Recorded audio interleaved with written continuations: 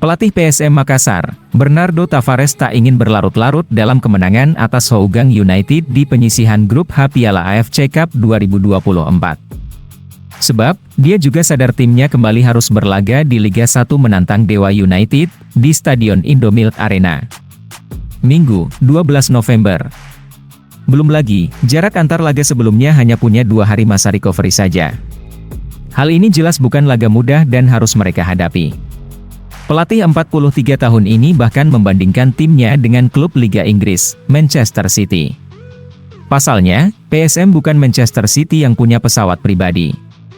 Kami bukan Manchester City yang punya pesawat pribadi yang bisa melakukan penerbangan langsung sehingga pemain tidak bisa tidak dengan kondisi seperti ini, ungkapnya.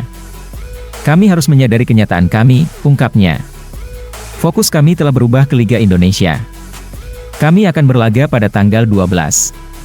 Kami hanya satu berlatih melawan tim yang mempunyai 11 hari persiapan di laga ini, tandas Tavares. Bek PSM, Yuran Fernandes menyebut laga timnya melawan Hougang tetaplah sulit. Dia juga mengaku kesulitan di awal babak.